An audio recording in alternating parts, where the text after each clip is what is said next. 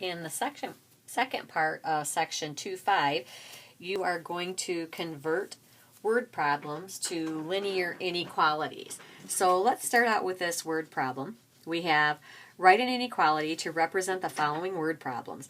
A local theater charges $7.50 for adults and adult tickets and $5 for discount tickets. The theater needs to make at least $250 to cover the rent of the building. Okay, so we want to understand the problem. So we want to just list out important information. So we know that we have $7.50 for adult tickets, $5 for discount tickets, and they need to make at least $240 to cover the rent. So let's just list that out. We need to make at least $240. All right, now that we have that, we want to identify our variables. We want to identify X and Y. So we have tickets. We'll let this equal X and this equal Y.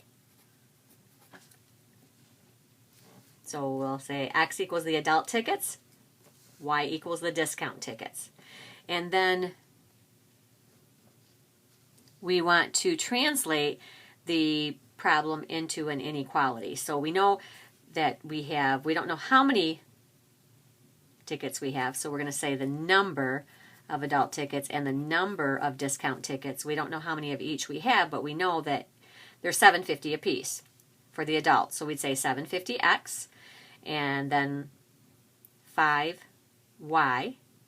And when it says at least, we want this much or more. So that's going to be 7.5X plus 5Y is going to be greater than or equal to $240.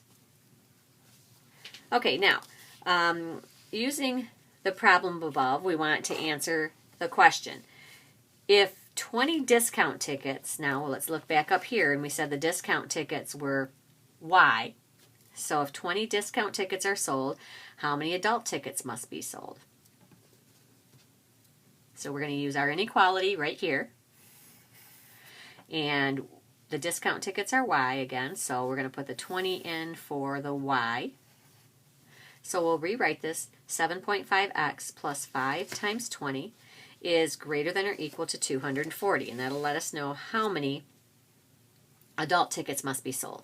So 5 times 20 is going to give you 100. We'll rewrite this as 750X plus 100 has to be greater than or equal to 240.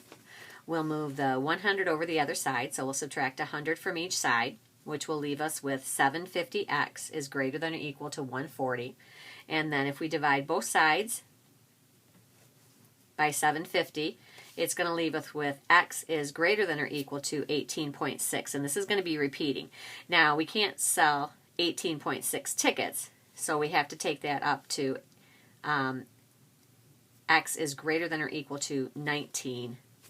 So that means that we need to have at least 19 tickets.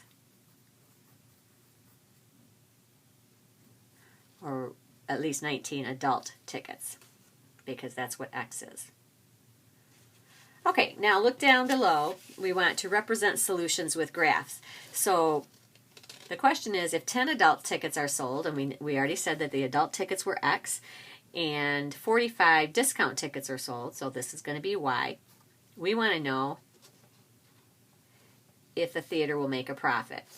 Well, when you graph the inequality and shade, you're shading above, which means all of these combinations of adult and discount tickets will bring a profit. So since we go, this would be an ordered pair of 10, 45, and if we find that on the graph, it is in the shaded area.